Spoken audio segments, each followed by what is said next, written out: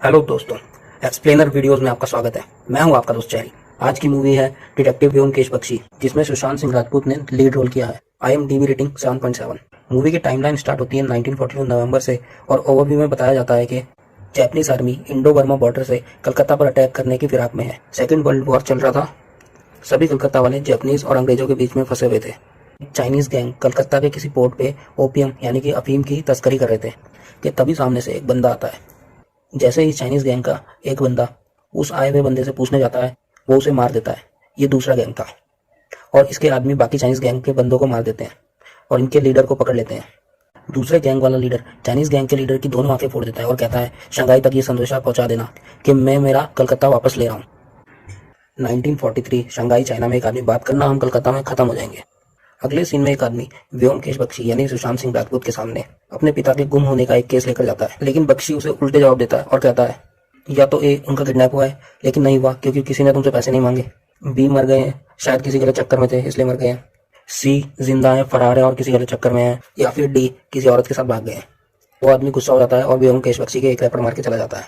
ये सब कॉलेज की कैंटीन में हो रहा होता है, जहाँ पर बख्शी जी अपनी लवर से मिलने आए होते हैं, लेकिन उन्हें पता चलता है उसका रिश्ता हो गया है। उसके बाद बख्शी उस आदमी के पास वापस जाते हैं और उससे उसका नाम पूछते हैं। वो बताता है अजीत बनर्जी और केस के बारे में बात करते हैं।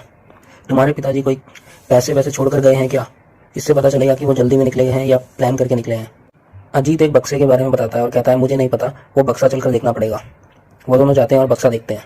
उस बक्से में पैसे नहीं मिलते, केमिस्ट्री की एक बुक मिलती है जिसे देखकर अजीत बताता है वो केमिस्ट्री में गोल्ड मेडलिस्ट थे। 10,000 के बॉन्ड्स मिलते हैं जो किसी कमल बाला के नाम पर होते हैं। बख्शी के पूछने पर अजीत बताता है वो मेरी माँ है। उनकी दवाइयाँ मिलती हैं जिससे वो बताता है कि वो डायबिटिक है और ये भी बताते हैं कि वो पान खाते हैं। तो अजीत कहता है, खाते नहीं, नशा है। वो अपना फार्मूला खुद बनाते हैं पान के मसाले के लिए। बख्शी अजीत से पान के बक्से के बारे में पूछते हैं। अजीत बताता है उनके बोर्डिंग हाउस में मुझे नहीं मिला। काम के बारे में पूछते हैं तो अजीत कहता है मुझे पता नहीं है। बख्शी को अजीत पे शक होता है और वो कहते हैं, मुझे लगता है उन्हें तुम ही ने गायब किया है। बेकार आदमी अपने बेटे का खर्चा उठा रहा है और दूसरी बीवी जिसके नाम पे 10,000 के बॉन्ड है उसके बारे में बेटा झूठ बोल रहा है। अजीत बोलता है तुम्हें कैसे पता दूसरी बीवी के बारे में? तो बख्शी जी कहते हैं पेपर में 23 साल उम्र लिखी है। अगले दिन बख्शी अजीत के पिता के लॉज जाते हैं पता करने के लिए, जहाँ पर लॉज का मालिक एक लड़के की चोट का इलाज कर रहा होता है। बख्शी उस आदमी से कमरा किराए पर लेने के लिए पूछते हैं। वो आदमी उनसे नाम और एड्रेस पूछता है। व्योमकेश बख्शी उसे अपना नाम अतुल बताते हैं और कहते हैं पहली बार कलकत्ता आया हूँ। वो आदमी कहता है झूठ बोलने वालों के लिए कमरा खाली नहीं है। वो आदमी ऐसा इसलिए कहता है क्योंकि जो बख्शी ने बाटा के सेकंड हैंड जूते पहने होते हैं वो सिर्फ कलकत्ता के किसी स्ट्रीट पे मिलते हैं जो वो आदमी जानता है, और साथ ही बख्शी ने ट्रेन की टाइमिंग भी गलत बताई थी। बख्शी उसे अपना असली नाम बताते हैं और वो आदमी अपना नाम डॉक्टर अनुकूल गुहा बताता है।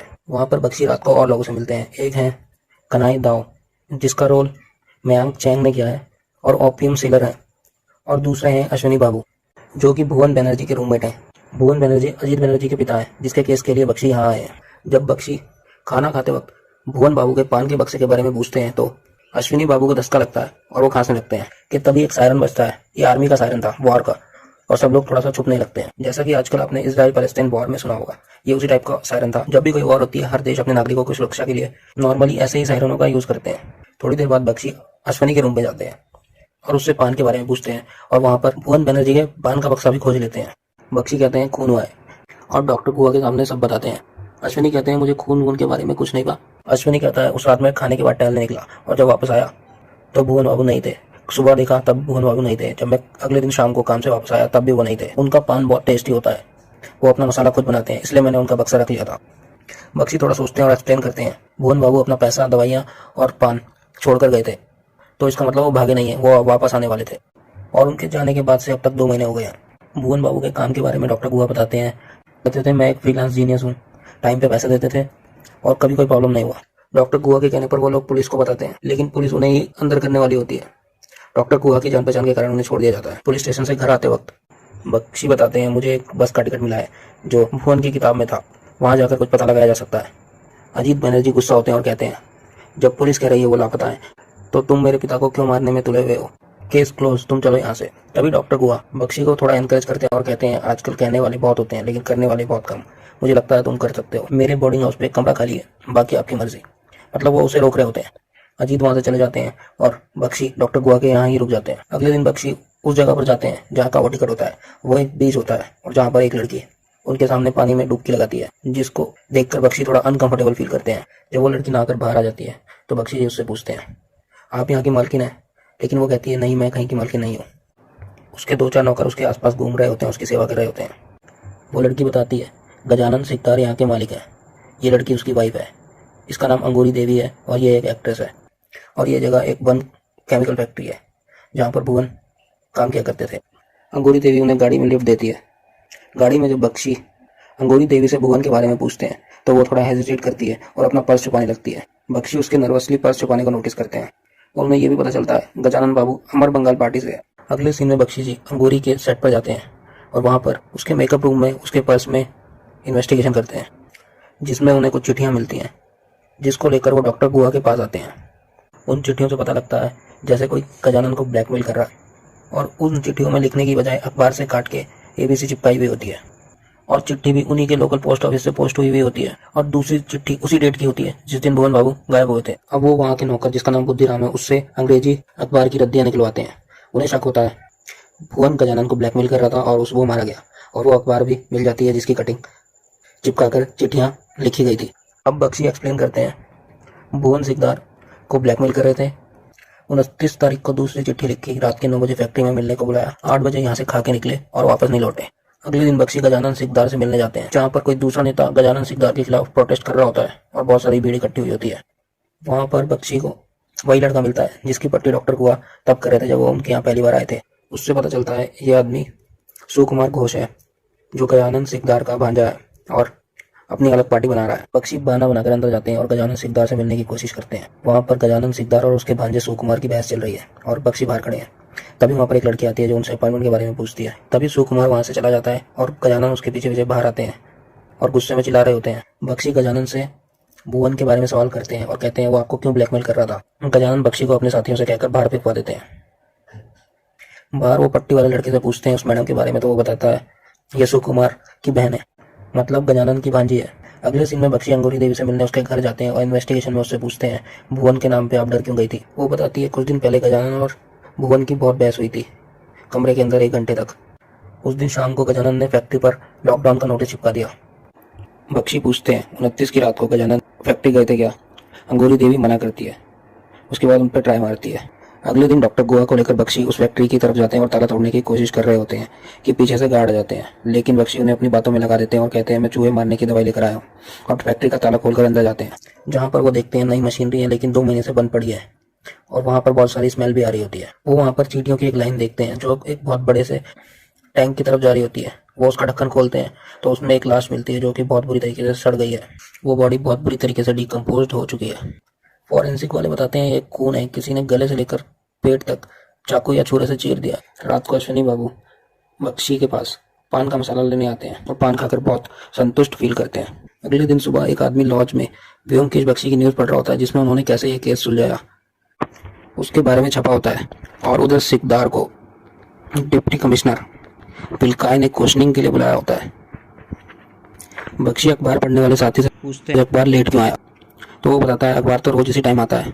बख्शी को अचानक से कुछ क्लिक करता है और वो जिस हालत में होते हैं वैसे ही दौड़ना शुरू कर देते हैं और सीधा डिप्टी कमिश्नर के ऑफिस में जाते हैं। वहाँ वो डिप्टी कमिश्नर को बताते हैं सिकदार बेकसूर है, क्योंकि जो चिट्ठियाँ ब्लैकमेलिंग के लिए पोस्ट की गई हैं उनकी स्टैम्प पे टाइम सुबह 7 बजे का है, और जिस लॉज से ये पोस्ट की गई है जहाँ पर भुवन बाबू रहते थे वहाँ पर कभी भी एक बार 8 बजे से पहले नहीं आया होता, जिसका पता बख्शी को अभी अभी चला होता है। और कहते हैं इसका मतलब है सिकदार को फंसाया जा रहा है। और ये प्लॉट भी रिवील होता है कि ब्लैकमेलिंग के लिए जो चिट्ठियाँ लिखी गई थी वो भुवन ने नहीं लिखी थी। इसके बाद गजानन सिकदार को रिलीव कर दिया जाता है और वो अपने घर चले जाते हैं। डिप्टी कमिश्नर बख्शी से कुछ क्वेश्चनिंग करते हैं। उसके बाद बख्शी भी गजानन सिकदार से फर्दर इन्वेस्टिगेशन के लिए उसके घर उसके पीछे जाते हैं, जहाँ पर उनकी वाइफ अंगूरी देवी उन्हें रोक लेती है और एक कमरे में ले जाती है और उन्हें सिड्यूस करने की कोशिश करती है। बख्शी उससे पूछते हैं ये चिट्ठियाँ तुम्हें कब मिली थी। थोड़ी देर बाद वो बताती है जिस दिन हम पहली बार मिले थे उसी दिन सुबह। और फिर वो दोनों गजानन सिकदार के पास जाते हैं जहाँ पर वो खाना खा रहे होते हैं। जैसे ही बख्शी उनसे क्वेश्चनिंग स्टार्ट करते हैं गजानन सिकदार को अचानक अटैक आ जाता है और वो नीचे गिर जाते हैं। ये दोनों उसके पास जाते हैं। उनकी वाइफ जोर से अपने नौकरों को चिल्लाती है हेल्प के लिए। बख्शी उनसे क्वेश्चन पूछते हैं भुवन बनर्जी आपसे मिलने आए थे, तो वो हाँ में सर हिलाते हैं। उसके बाद वो एक और क्वेश्चन पूछते हैं क्या वो आपको ब्लैकमेल कर रहे थे, तो उसका जवाब जो वो दे रहे होते हैं वो समझ में नहीं आता, वो बोल नहीं पा रहे होते ढंग से और वो मर जाते हैं। डॉक्टर बताता है 99% चांस पॉइजन का है। सूप को फर्दर इन्वेस्टिगेशन के लिए भेज दिया है जो वो पी रहे थे। डिप्टी कमिश्नर का शक सू कुमार पे जा रहा होता है, जो कि सिकदार का भांजा था और अलग पार्टी के लिए उनसे बहस भी कर चुका था और उन्हें खुलेआम धमकी भी दे चुका था उसके लिए। और वो सू कुमार की बहन सत्यवती, जो सिकदार की भांजी भी होती है, उससे इन्वेस्टिगेशन करते हैं और कहते हैं सू कुमार के रूम से वही जहर मिला होता है जिसको खाकर वो मर गए थे। बख्शी सार्काज़म स्टाइल में डिप्टी कमिश्नर से कहते हैं आपको तो इनाम मिलना चाहिए। सू कुमार ने खुलेआम धमकी भी दी और वो जहर भी उसके रूम से इतनी आसानी से मिल गया। मतलब बख्शी के हिसाब से सू कुमार को भी फंसाया जा रहा है। अगले सीन में अब अजीत भी उसी लॉज में आ गए हैं क्योंकि उनको उसके हॉस्टल से निकाल दिया गया है क्योंकि उनके पिता ब्लैकमेलर हैं, ऐसा वो बताते हैं बख्शी को। और लॉज में बुद्धि, जो वहाँ का नौकर है, वो उन्हें बताता है कि डॉक्टर गुहा कुछ दिनों के लिए बाहर गए हैं, बसंत पंचमी के बाद ही लौटेंगे, और एक लेटर देकर गए होते हैं। साथ में बख्शी अजीत को बता रहे होते हैं कि तुम्हारे पिता ब्लैकमेलर नहीं है, किसी ने मुझे बेवकूफ़ बनाया है और वो चिट्ठियाँ भी नकली हैं, उनकी टाइमिंग गलत है। वो डॉक्टर गुहा का दिया हुआ पैकेट खोलते हैं जिसमें वही स्टैम्प निकलती है जो स्टैम्प उन चिट्ठियों पर लगी हुई थी, जिसका मतलब है नकली चिट्ठियाँ और कोई नहीं, डॉक्टर गुहा भेज रहे थे। अगले दिन सू कुमार की बहन सत्यवती बख्शी से मिलने आती है लॉज पे। सत्यवती बख्शी को कहती है कि प्लीज़ मेरे भाई को बचा लो। वो ये बताती है कि मेरा भाई कुछ दिनों से बदला बदला लग रहा है, वो किसी के इन्फ्लुएंस में काम कर रहा है। वो ये भी बताती है कि भुवन बनर्जी ने फैक्ट्री में मशीनें लगवाई थी। और यह भी पता चलता है कि सू कुमार को लास्ट टाइम वही टैक्सी लेकर जाते हुए देखा गया था जिस टैक्सी में बख्शी सिकदार को मिलने आए थे जब उनकी डेथ हुई। टैक्सी ड्राइवर से पता चलता है लास्ट टाइम सू कुमार कहाँ गए थे। वो एक जापानीज डेंटिस्ट था जिसका नाम वातानाबे है। वो उस समय अपने क्लिनिक में नहीं होता और एक मंदिर में होता है जहाँ पर वो इस समय हुआ करता था। बख्शी और अजीत वहाँ जाकर उसे मिलते हैं और बताते हैं कि हम सू कुमार की पार्टी से हैं। वातानाबे उन्हें कहता है कि बसंत पंचमी का प्लान तैयार है, बहुत खून खराबा होने वाला है। कि तभी वहाँ पर एक लड़का आता है। यह वही लड़का था जो पहले सीन में गुहा जिसकी पट्टी कर रहा था। ये सू कुमार का चेला होता है और बख्शी को जानता है। वातानाबे उस लड़के की बात सुनकर समझ जाता है कि बख्शी झूठ बोल रहा है और बख्शी और अजीत भी वहाँ से निकल जाते हैं। रास्ते में बख्शी अजीत को समझाते हैं डॉक्टर गुहा, वातानाबे और सू कुमार आपस में मिलकर कोई प्लान बना रहे हैं और इसी प्लान के कारण भुवन बाबू का कत्ल हुआ और गजानन बाबू को फंसाने की कोशिश की गई। और जब मैंने पता किया तो गजानन बाबू को मार दिया गया और सू कुमार को फंसाने की कोशिश की गई। अब सू कुमार फरार है और बसंत पंचमी में कुछ ऐसा होने वाला है जिसमें बहुत ज़्यादा खून खराबा हो सकता है और इस समय वो लड़का उनका पीछा कर रहा होता है। तो बख्शी और अजीत एक जगह पर जाते हैं और अपना वेश बदलकर उसी का पीछा करते हुए डेंटिस्ट के ऑफिस के बाहर आ जाते हैं। थोड़ी देर बाद वहाँ पर एक काले रंग की कार आती है और एक आदमी डेंटिस्ट के क्लिनिक से तेजी से भागता हुआ बाहर आता है और कार में बैठकर भागने की कोशिश करता है। बख्शी उसे रोकने की कोशिश करते हैं लेकिन कार चली जाती है।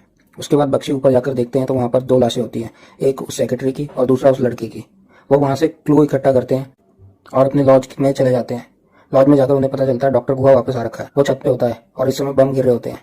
जापानीज आर्मी और ब्रिटिश की लड़ाई चल रही होती है बर्मा में। यहाँ पर गुहा थोड़ा प्लॉट रिवील करते हैं। पता चलता है कि गुहा एक देशभक्त हैं और जापानीज आर्मी की मदद कर रहे हैं ताकि वो ब्रिटिशर्स को हरा सके और इंडिया आज़ाद हो सके। भुवन गद्दार था इसलिए उसका मर्डर कर दिया और सिकदार झूठा देशभक्त इसलिए उसका भी मर्डर कर दिया। और वो दोनों, जो सेक्रेटरी और वो लड़का, उनको इसलिए मारा क्योंकि बख्शी उनके पीछे लगा था। डॉक्टर गुहा बख्शी को कहते हैं अगर तुम पुलिस के पास जाओगे तो मैं तुम्हें भी मार दूंगा। फिर वो उसे अपनी टीम में शामिल होने के लिए कहते हैं और चले जाते हैं। लेकिन इसमें एक ट्विस्ट है जो कहानी के एंड में आपको पता चलेगा। रात को बख्शी वो मैप देख रहे होते हैं जो उस लड़के के जेब से मिला होता है जिसका आज मर्डर हुआ था। कि तभी अजीत कुछ रिवील करते हैं। वो बताते हैं उनके पिता 3 साल पहले हिंद केमिस्ट में हेड केमिस्ट थे। वो अपनी दवाई में अफीम मिलाया करते थे जिससे उनकी दवाई बहुत बिकती थी। लेकिन कंपनी को जब ये पता चला तो उनको नौकरी से निकाल दिया और उसके बाद से वो क्या करते हैं ये मैं नहीं जानता। बख्शी और अजीत की थोड़ी बहस हो रही होती है क्योंकि उन्होंने ये चीज़ पहले बख्शी को नहीं बताई थी। कि तभी वहाँ पर अश्विनी बाबू आते हैं। वो बहुत परेशान होते हैं और पान के मसाले के लिए कहते हैं और पान खाकर बहुत संतुष्ट फील करते हैं और पान की तारीफ करते हैं। बख्शी को कुछ क्लिक करता है। वो रात को पान खाते हैं और एक पेंटिंग बनाते हैं। उनके हिसाब से वो पेंटिंग इस केस का ओवरव्यू थी और उन्होंने उस पेंटिंग में वो वर्ड भी लिखा होता है जो सिकदार ने मरते वक्त बोला था। वो वर्ड था यंग गन। ये बात वो अजीत को बताते हैं और अगले दिन अपने ब्लड सैंपल और पान के मसाले का टेस्ट करवाते हैं जिससे उन्हें पता चलता है भुवन बाबू एक जीनियस थे जिन्होंने एक ऐसा हीरोइन अफीम से बनाई होती है जो ब्लड में जाने के बाद ही पता चलती है, उससे पहले नहीं। वो अजीत को बताते हैं तुम्हारे पिताजी एक जीनियस थे और अश्विनी को बताते हैं कि उन्हें लत लगी है ड्रग्स की। उनका यूज गिनी पिग की तरह किया जा रहा था जिन पर दवाइयाँ टेस्ट की जाती हैं। और वो कनाई दाव के पास जाते हैं ताकि वो उसके थ्रू कुछ ड्रग्स डीलर से मिल सके। वो इन्हें एक जगह पर लेकर जाता है लेकिन तब रिवील होता है कि कनाई दाव पुलिस से मिला हुआ है और वो उन्हें पकड़वाकर जेल में पहुंचा देता है। वहाँ पर डिप्टी कमिश्नर होते हैं जहाँ पर वो डिप्टी कमिश्नर बलकाई को कहते हैं मेरे साथी को छोड़ दो और मैं तुम्हें बताऊंगा कलकत्ता की ओपीएम कहाँ पर चोरी हुई थी। और उसे बताते हैं कि कलकत्ता में एक जीनियस भुवन बनर्जी जिसने एक ऐसा अफीम बनाया जो जब तक खून में ना चला जाए तब तक पकड़ा नहीं जाता। उसके बाद बलकाई उन्हें कुछ रिवील करते हैं। वो बताता है ग्रीन गैंग एक चाइनीज गैंग है जिसका एक आदमी था यंग क्वांग। वो अपने गैंग से अलग होकर कलकत्ता आ गया था और 8 साल तक सारा ओपीएम का बिजनेस उसी ने संभाल रखा था। फिर 3 साल पहले एक ग्रीन गैंग की टीम शंघाई से कलकत्ता आई और यांग गुआंग को मार दिया। और कुछ दिन पहले 2 गैंग की लड़ाई हुई थी, जिसमें एक आदमी मरते हुए बता रहा था कि ग्रीन गैंग का 500 किलो ओपीएम कलकत्ता में लैंड हुआ और हाईजैक हो गया, और हाईजैक करने वाला यांग गुआंग है। मतलब यांग गुआंग जिंदा है, मरा नहीं। ये सीन हमें मूवी की स्टार्टिंग में दिखाया जाता है, जब एक नाव से ओपीएम आ रही होती है और दूसरा गैंग अटैक करके एक आदमी की दोनों आंखें फोड़ देता है। और बख्शी को भी समझ में आ जाता है वो वर्ड यंग गन नहीं यांग गुआंग था, जो सिकदार ने मरने से पहले बताया था। उसके बाद अजीत और बख्शी वहां से चले जाते हैं और सत्यवती से मिलने जाते हैं, लेकिन पता चलता है सत्यवती वहां से चली गई है। सुकुमार की कोई चिट्ठी आई थी, जिसके बाद वो यहाँ से सुकुमार के पास चली गई। बख्शी रूम में बैठकर बहुत फ्रस्ट्रेटेड हो चुके होते हैं और अजीत उन्हें आइडिया दे रहा होता है रिलैक्स करने के। वो कहता है गंगा मैया में बोटिंग करूं, जिससे बख्शी को कुछ क्लिक करता है। वो जो मैप उन्हें उस लड़के के जेब से मिला था वो गंगा का था, वो गंगा मैया का रूट मैप होता है। सुकुमार, डॉक्टर गुहा और वो जापानी तीनों मिलकर नदी के रास्ते कुछ प्लान बना रहे होते हैं, और यांग गुआंग हीरोइन के साथ कोई प्लान बना रहा है, और दोनों प्लान आपस में कनेक्टेड है। अब वो दाऊ को फिर से ऑफर देते हैं और कहते हैं ग्रीन गैंग को जाकर ये बताना है कि यांग गुआंग जिंदा है। वो उन्हें ग्रीन गैंग से मिलवाने लेकर जाता है। यहाँ पर वही अंधा आदमी होता है, वो इस गैंग का लीडर होता है, लेकिन वो उन पर शक करता है और उन्हें मारने के लिए कहता है। लेकिन तभी बख्शी उन्हें कुछ कहता है। वो कहता है पुलिस को सब पता है और वो मेरे जरिए यांग गुआंग को पकड़ना चाहती है, और अगर तुम हमें मार दोगे तो तुम्हारी ओपीएम भी जाएगी और यांग गुआंग भी। हम दोनों मिलकर यांग गुआंग को पकड़ने में हेल्प करते हैं एक दूसरे की। बख्शी ग्रीन गैंग के लीडर को नक्शे के बारे में बताता है और उसमें मेंशन पॉइंट्स के बारे में बताता है जो शहर में अलग अलग बिल्डिंगों पे जा रहे थे। ये बात सुनकर वो अंधा समझ जाता है और कहता है यांग गुआंग जापानीज आर्मी की तरफ से कलकत्ता पर अटैक कराना चाहता है। उसने आंख फोड़ते वक्त बोला था मैं कलकत्ता वापस ले रहा हूँ, और बताता है यांग गुआंग और जापानीज आर्मी की पुरानी दोस्ती है। जापानीज आर्मी हर धंधा करती है, अफीम, हीरोइन, सब कुछ। बख्शी कहता है कल बसंत पंचमी है और अटैक भी कल ही होने वाला है। अंधा कहता है यांग गुआंग को उसी समय मार देना चाहिए था जब वो रंगून से शंघाई आया था। अब उसे ये रियलाइज होता है अंगूरी देवी भी रंगून से आई थी और वो यांग गुआंग की लवर है। बख्शी अंगूरी देवी से मिलने जाता है। वहां उसे पता चलता है अंगूरी देवी ही यांग गुआंग की लवर है और उसी ने यांग गुआंग के कहने पर सिकदार को जहर देकर मरवाया था। और यांग गुआंग ने उसे बख्शी से बच के रहने के लिए भी कहा था और ये कहा था कि उससे कुछ चीज छुपाओगे तो वो तुम्हारे पीछे लग जाएगा। बख्शी को फिर कुछ क्लिक करता है क्योंकि उसने जिसको ये बात कही होती है वो उसे याद आ जाता है। बख्शी अब डिप्टी कमिश्नर से मिलते हैं और उससे एक डील करते हैं। वो कहते हैं कल सुबह 4 बजे कलकत्ता के सारे एयर रेड सायरन बजने ही बजने एक्सपोर्ट करेगा और कलकत्ता पूरे विश्व का ड्रग कैपिटल बन जाएगा। ये पूरा प्लान था। और स्टार्टिंग में जो अफीम हाईजैक हुई थी वो ग्रीन गैंग की थी, जो कि यांग गुआंग ने करवाई थी, और गजानन की फैक्ट्री में वो अफीम बनने वाली थी, जिसका गजानन को पता भी नहीं था। भुवन बनर्जी से डॉक्टर गुहा की कोई अनबन हुई और उन्होंने जाकर गजानन सिकदार को बता दिया। गजानन सिकदार डर गए और उन्होंने अपनी फैक्ट्री लॉकआउट कर दी।